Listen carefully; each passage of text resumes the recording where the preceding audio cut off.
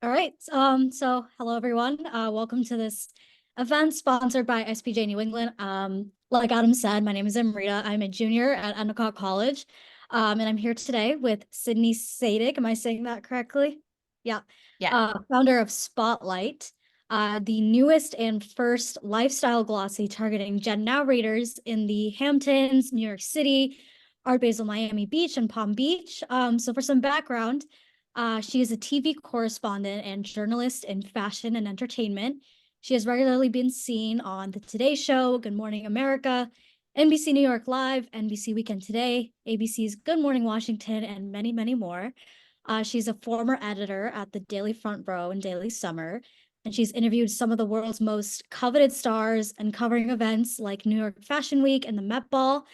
She has a namesake column in Hamptons magazine, was deputy editor of Hampton Sheet magazine, and the author of the book Aim High, which went #1 in Amazon's fashion category. And she's here today to talk about her career in journalism, how she founded and built a luxury print magazine in a digital age. So, Sydney, thank you so much for joining us and for being here.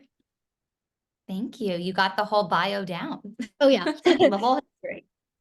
So my first question for you is, how did you first get into journalism? Did you have like a specific moment where you kind of just like, okay, this is what I want to do? It all started in the New England area. I attended Harvard University summer program when I was in high school.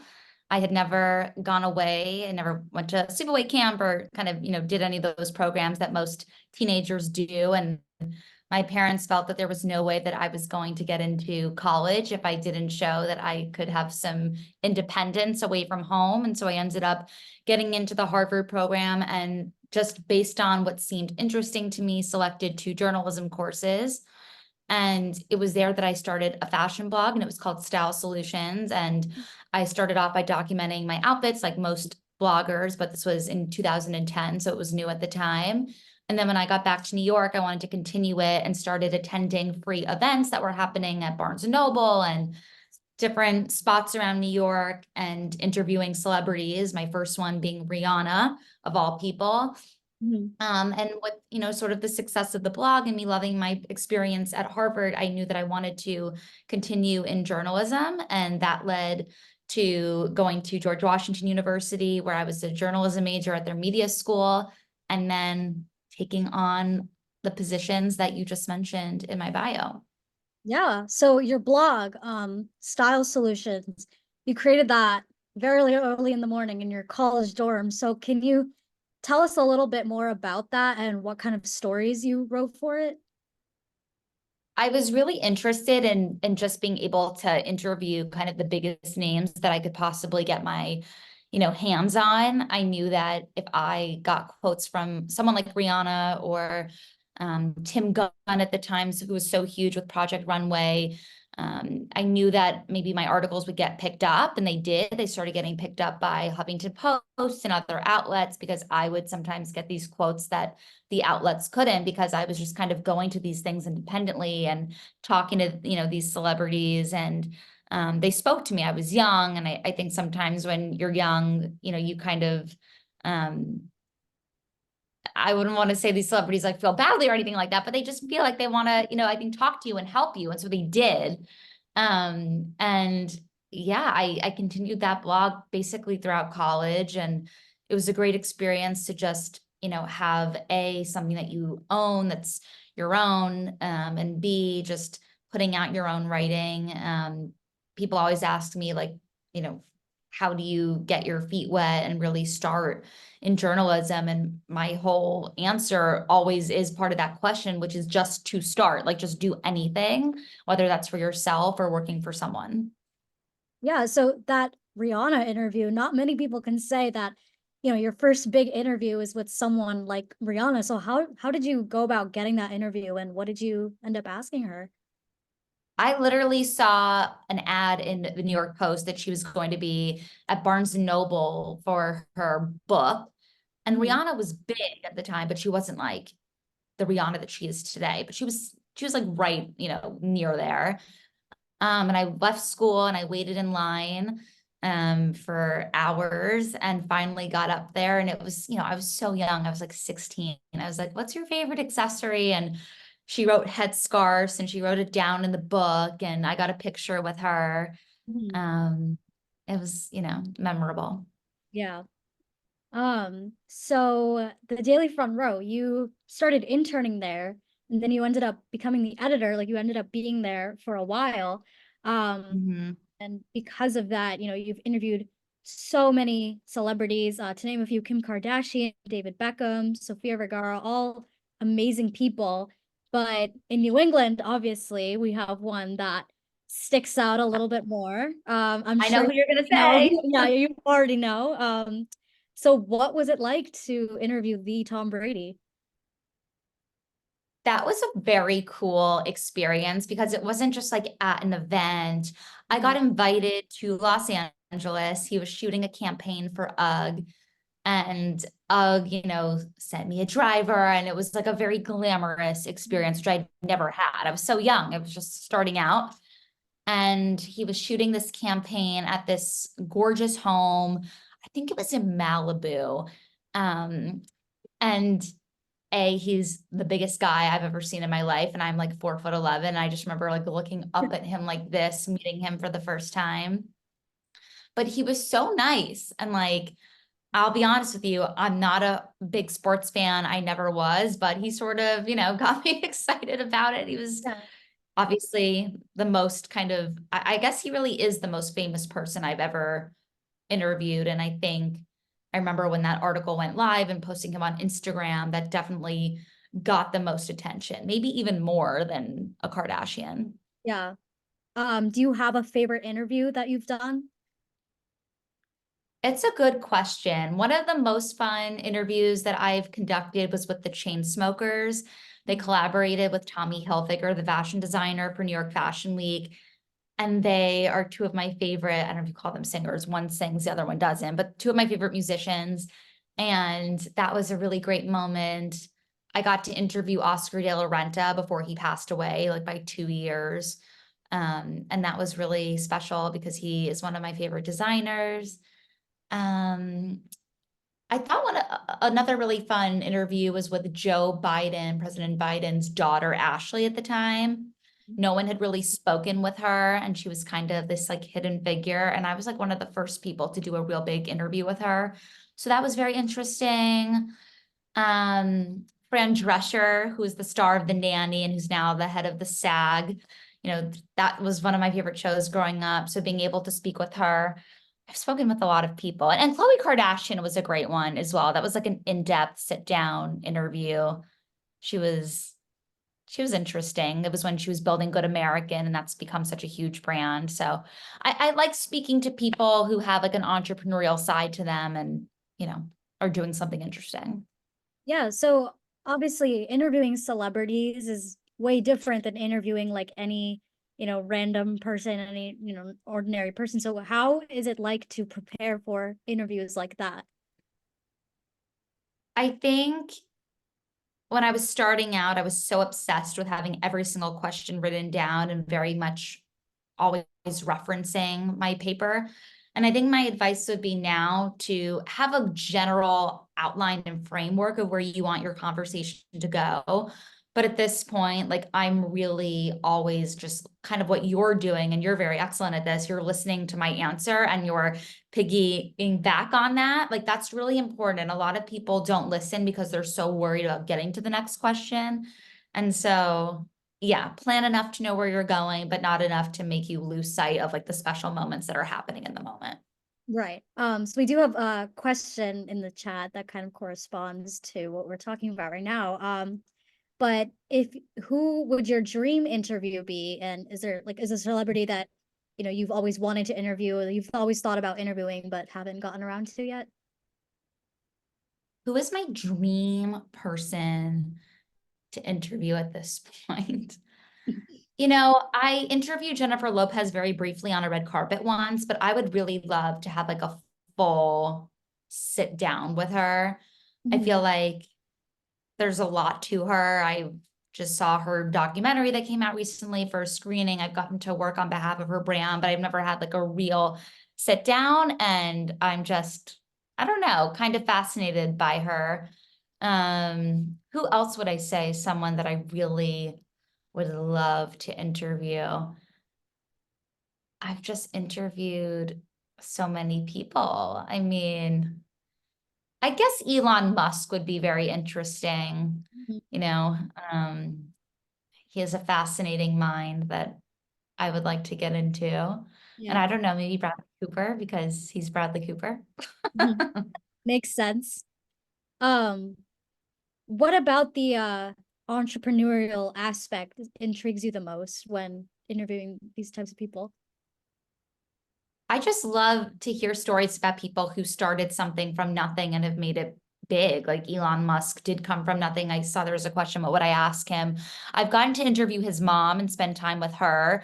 And I think it's just amazing, like to just see from when I've talked to her, like how much of an entrepreneurial spirit he had since childhood.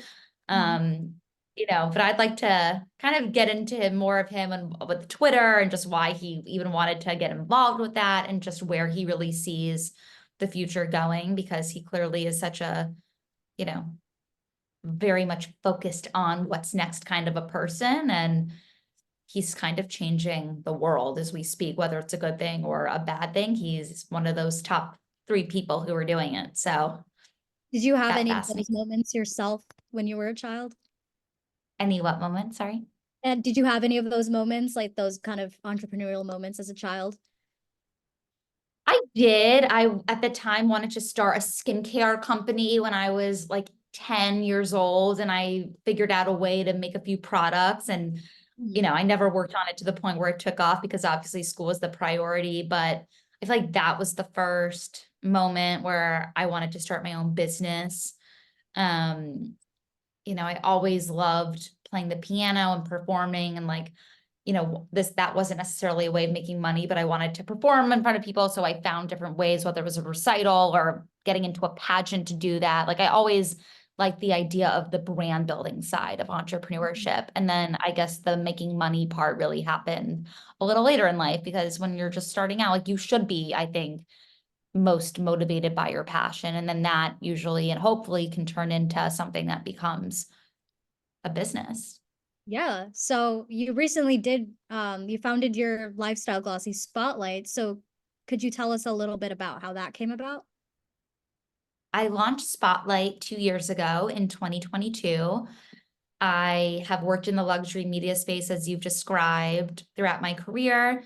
And the Hamptons, which might sound very niche to some people who are listening who have never maybe been to the Hamptons, is an area of the country where print is so much part of the culture. And it's also a part of the country where brands tend to generate a lot of their earnings for the year, because this is a group of people who like luxury and like to spend money. And so this little beach town is kind of a huge target point for brands.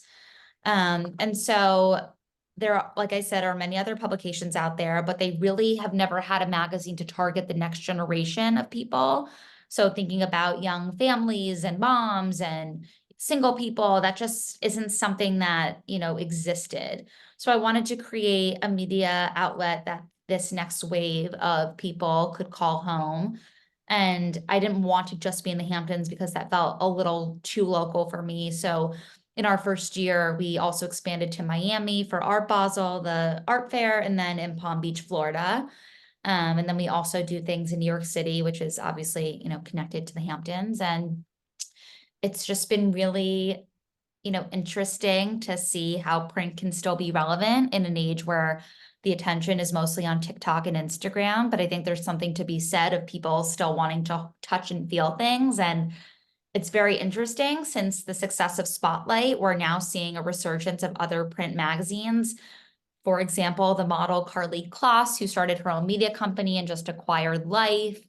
There's a new magazine by an editor from Elle. He just started in food.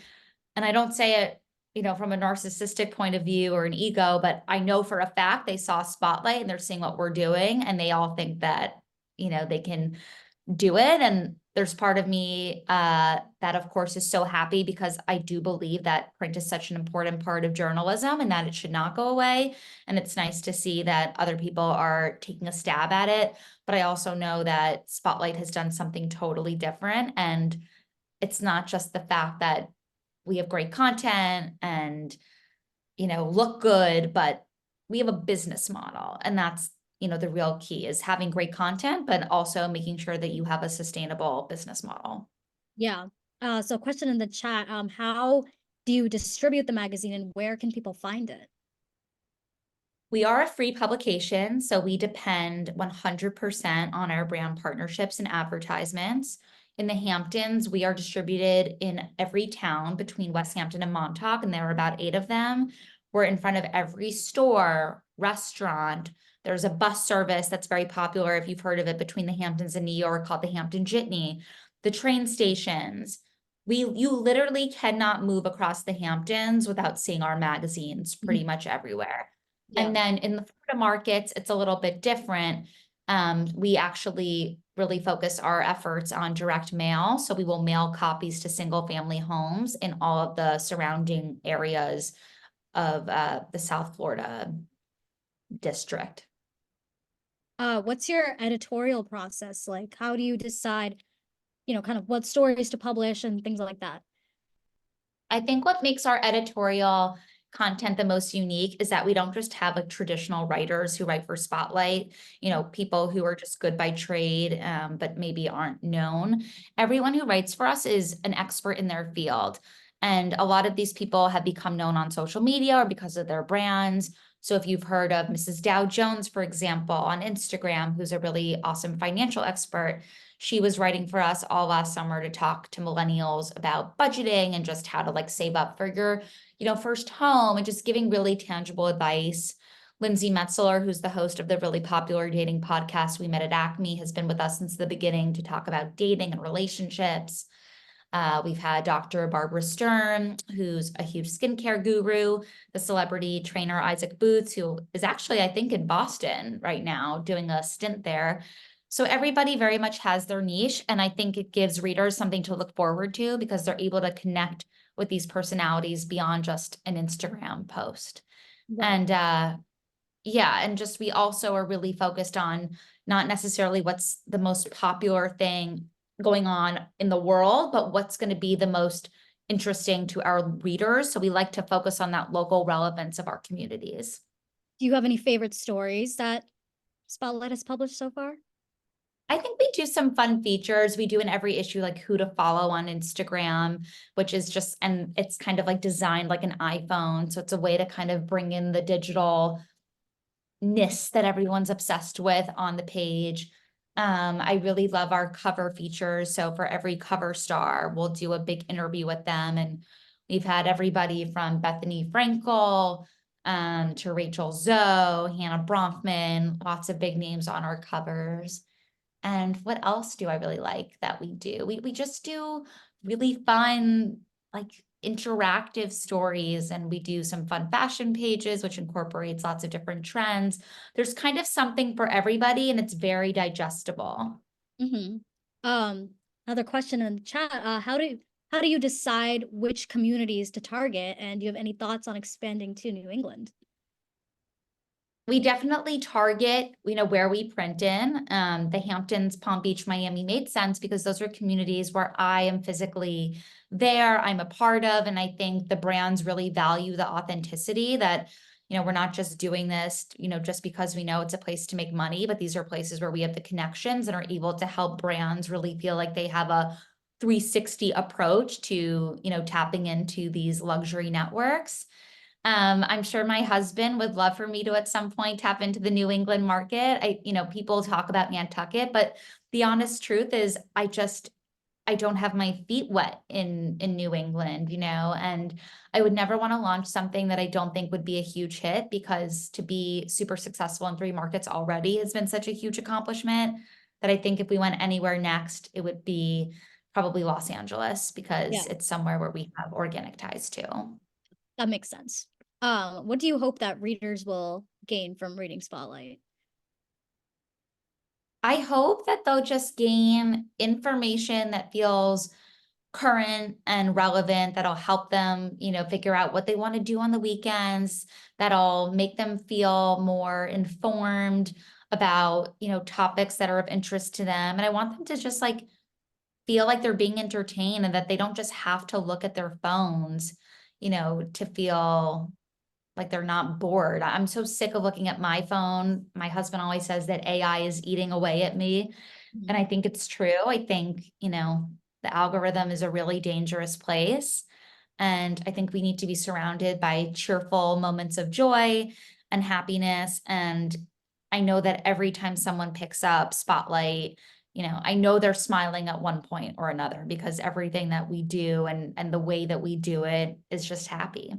Yeah. So I'm curious about like, the actual layout. So everything is very intentional in that sense, like the way everything is laid out and everything. It is. So at most we go up to 70 pages in the magazine. So you're never, going to go through a million pages of advertisements before you get to our editorial content. I can show you some of our issues, or at least Yeah. this was our brand new issue. So this is our latest edition that came out in Palm Beach. It's with Grandma Gail and Kim Merstein of the podcast Excuse My Grandma. They are TikTok stars. If you haven't heard of them, they are huge and have gone very viral. This is our Carolina Herrera ad. And so this is one of our smaller editions. It's 42 pages. We go a little bit smaller, but I'll show you an example of what a cover story looks like. We take all original photography. Everything is designed by our team. So that's like a fun, little page. Our columnists, that they look like this. So it's, fun Yeah. and it's in pictures. People love our shopping pages that we do because they're just pretty to look at and colorful, which I will show you. Where is it? Oh boy, Maggie's flying out of my hand. That's how glossy it is. Yeah. But you can also look online if you go to the website ISSU, and search for, I don't know where that page is, and search for Spotlight, you'll see. But this was the page that I was talking about where we do who to follow on Instagram. So it is very intentional. Yeah. I You would love think that. we'd be able to find our fashion page, considering it's not the biggest issue that we have, but for whatever, here it is. Oh, So yeah. Oh, I like that. yeah, every issue looks a little different. Yeah. So what made you decide to name it Spotlight? Where did that come from? I wish I could give you an interesting story. I literally just thought of it. I'm a very quick kind of thinker. I feel like I've always been very good at names, at taglines, but I like the idea of putting the spotlight on something and someone and someplace. And so on the cover, depending on where we print, it changes the location. So for this, it says on Palm Beach, on the Hamptons, on Miami. And I just thought it was catchy. There's the Spotlight movie and Scandal that I believe was in New England, and my husband always laughs at me with that. But everyone remembered it very quickly. And I think it's hard to create a brand that people can kind of like, think it has existed forever when it's so new, but that is really what happened with Spotlight. And I do think it's because of the name. And I also didn't want to name, the name to be just like something about the Hamptons. I didn't want it to go locally. And I felt like it was a name that we could just use in a lot of different ways. One more question in the chat here. How often does the magazine go to print? 7 times a year. 7 times a year. Okay. Yeah, so 4 issues during the summer. We're adding a new 5th issue during the holiday season in the Hamptons because Thanksgiving tends to be busy out there. And then we do 2 Florida editions. So I think we're pretty good with 7, but perhaps we'll add some more. But this feels like the right number for us Yeah, for seems now. to be working out so far. Yes. Yeah. So just in general, what is it like to work in fashion and entertainment writing? Like how, well, I shouldn't say how difficult, but just what has that process been like for you? It's all I know. I feel like you have to be able to kind of roll with the punches and to not be married to one position, one job, one topic. When I went to GW, I didn't concentrate on fashion or entertainment. It was all obviously very political driven since we were in DC. And I think to be a good writer, you really have to be able to write about anything and everything in the same way that I could go on TV and literally talk about pretty much anything besides a sports game, unless it's Super Bowl, which I obviously pay attention to. You really, just have to go with the flow a bit. And I think, also in this industry, you really just have to be, you know, somebody who can kind of have a lot of different things going on. Jobs can change. You see Condé Nast, Hearst, Meredith, these publications are shutting down one after the other. And I think it creates a lot of anxiety for media students and media just employees. So I just highly suggest to have lots of different things going on and to not just rely on one opportunity. Yeah. So that kind of It leads wasn't into exactly your question, but that's where my no, no, brain no, goes when you that's ask. okay. It was perfect. That actually leads perfectly into my next question is what advice do you have for young journalists who would like to be in the fashion and entertainment writing industry or just arts and entertainment reporters in general? I'm honest, it's very hard right now. I know it's hard because I'm getting resumes sent to me like almost every single day. And I think you have to be comfortable with the idea of being a freelancer. There are very few full-time jobs in media right now, unless again you are in the, political or sports spaces. Um, I, would say that if this is really what you love, then you should go after it, because the worst thing is to be doing something you don't love. And I do think that when you are passionate about something, it does lead to the most success. Mhm. Um, you can be in a job that's, totally financially secure from the moment that you graduate, and you could still get laid off. You just don't know. So enjoy it. And I think it's good to be a planner. You don't have to know what your future looks like, but I think it's good to kind of map out what you want in your life, what you don't want in your life, what your dream job would be, what's a job that you would absolutely hate. And I think just really like kind of vision boarding in a non-corny way Yeah. is very helpful. And for me, I never would have thought I would have launched my own magazine. I always worked for others, but the pandemic happened and the job market changed, and I was just sort of sick of everything going on in media. And so I wanted to work for myself. But I also think like if you're looking to start your own business in media, you can't just, think with your creative hat. You have to also, have that business sense going. And um, you really need both. Yeah. Yeah. Um, Another question in the chat here. Do you take freelance pitches? I do. We do all the time. It's always, helpful when we get pitches from people who really understand what we're doing. And, either, it's hard. The Hamptons, again, is not something that everybody knows. Yeah. So is it a benefit if you have knowledge about the markets that we're in? Of course. So, well, oh, there's one more. Um, can you tell us a little bit more about your book? Aim High, How to Style Your Life and Achieve Your Goals. What made you decide to write it, and what do you hope people will take away from it? At the time, I was really focusing just on TV. So I was regularly on the Today Show and E, and I was on, at least every week. And so I had a lot of women, especially who are writing to me on Instagram, like, oh, like we love like everything you talk about on TV and just how confident you are. But can you tell me this? Can you tell me that? And you just could tell, and they would express that they couldn't get as much information as they wanted out of a 4-minute TV segment that then went away that was live. And I just felt that at that time, my following, wasn't as much as young as you would think. Like these women who are watching TV and men are like typically in their 50s and 60s. It was not like a very Gen Z millennial type crowd at the time. And so I felt, where would be the best place for them to kind of get a slice of what I'm doing and be able to expand upon all the topics that I already discuss on television and on Instagram.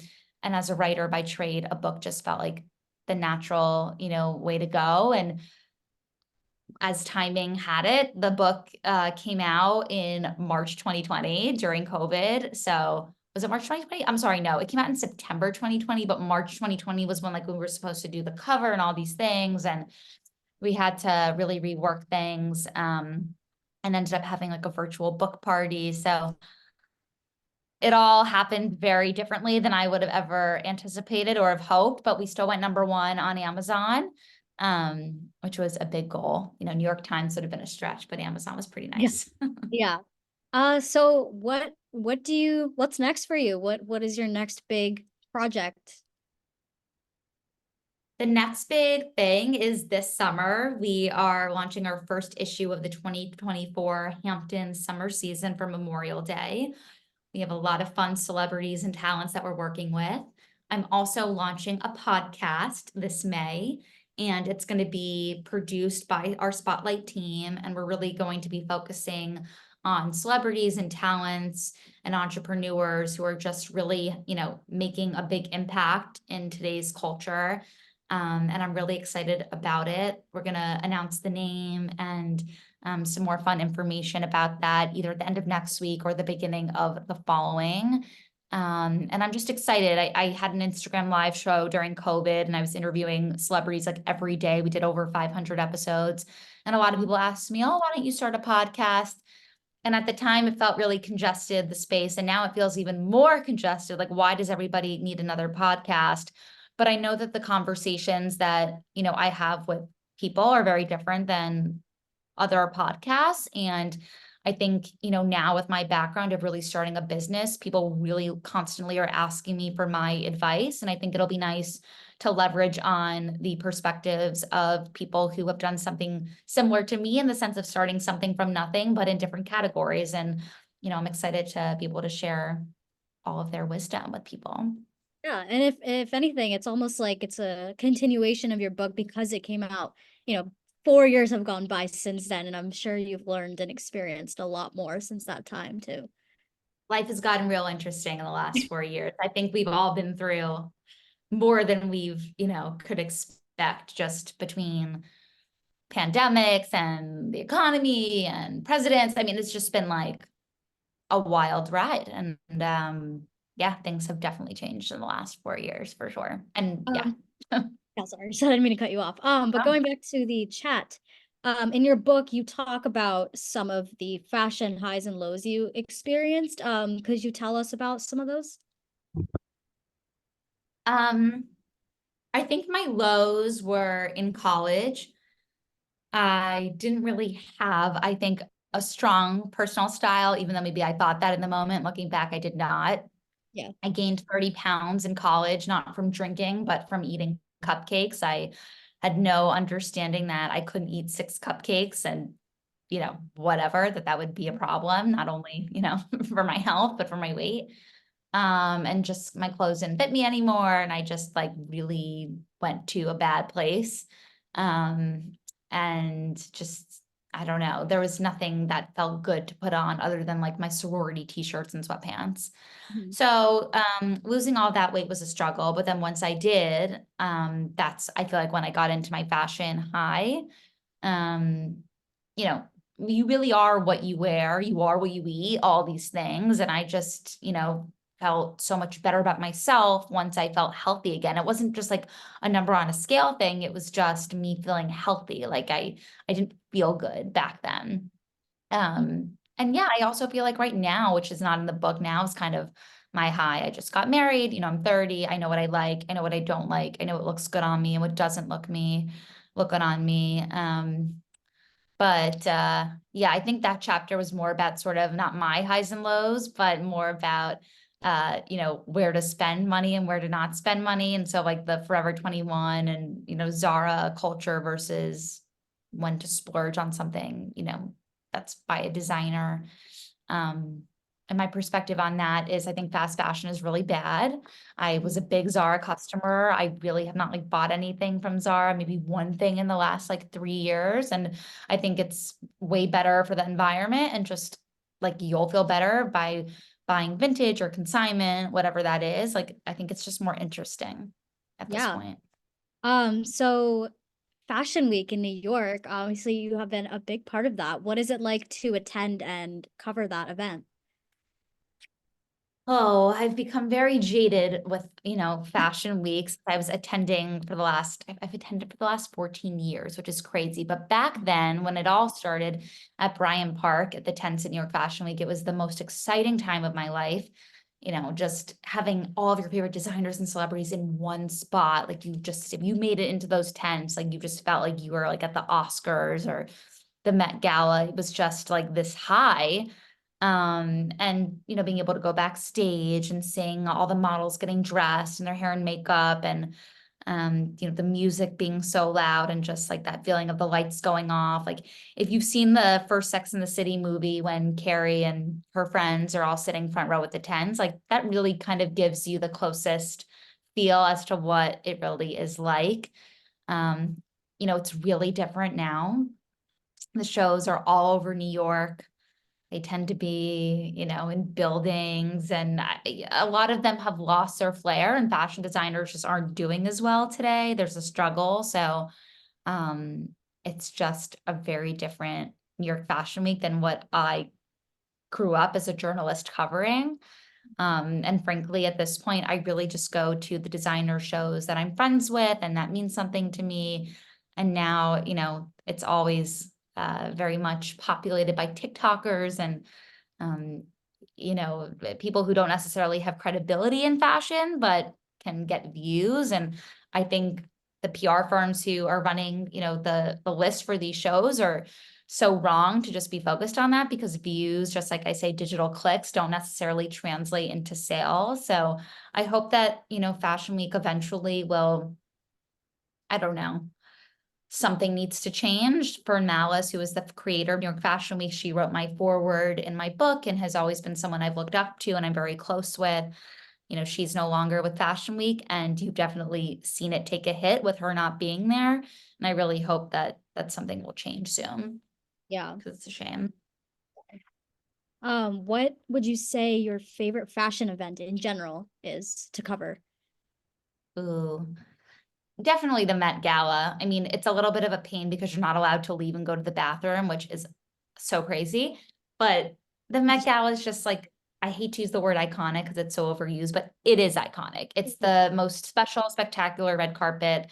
You're seeing the most incredible people. The clothes are all custom made and designed for that night. Anna Wintour is approving everything and she's there. And it's just the very special moment in fashion. And I've covered it many times in the past. And um, it's one of the events that I still keep my eyes out and for, even if I'm not there anymore. Yeah. Is there an event that you would like to cover in the future that you haven't gotten the chance to do so yet? Um, I would like to go to probably Cannes Film Festival. I feel like that would be amazing in Europe. And I would love to be invited to like a Chanel show at Paris Fashion Week. That would Yeah. be goals for me. Yeah. What fashion advice or trends do you think our viewers need to know today? I think you should just wear what you want and just feel good and feel comfortable. I think it's no longer about the flashiest item. I feel like as I've, entered a new decade, I am 30. I feel like I'm embracing a little bit more of the quiet luxury trend, and I feel the best in neutrals, believe it or not, which again, that's not to say my entire wardrobe is neutral and I still wear color because that's what I own and you're not going to get rid of everything. But I don't think you need to wear the flashiest, item. I think, I've definitely just love having some good staples like black pants and a good pair of jeans. Like have your staples and then have fun with accessories because those are not as expensive. You can get really fun jewelry from a Forever 21 and it can just kind of take up, an outfit a notch, but wear what you want at the end of the day. Yeah. So my final question for you, I know I kind of already asked this a little bit before in terms of journalism, but do you have any advice to, especially like young women who might be, kind of experimenting with their fashion or experimenting with their identity, just advice in general that you would like to give out? I think my number one piece of advice is to just wear what you wear and do whatever makes you feel the most confident and best about yourself. Um, if wearing a full face of makeup every day makes you feel good, wear a full face of makeup. If making yourself feel good means, writing an email to a potential, uh, you know, employer outlet every day, trying to pitch your freelance work, do that. I think it all goes hand in hand. What we wear, the things we do, it's all about your overall package. I know that when I don't feel my best, I definitely see a shift in my mood if I put on a little mascara and a little lip gloss and I, got out of my sweatpants for you guys today and put on a shirt. So all of these little things add up and matter. Yeah. Well, those are all the questions that I have. Thank you so much for your time. This has been amazing. I've learned a lot. I hope everyone else has too. But yeah, thank you so much. We really appreciate your time. Thank you. You did a great job. Yeah. You're welcome. All right. Thanks for having me. Thank you.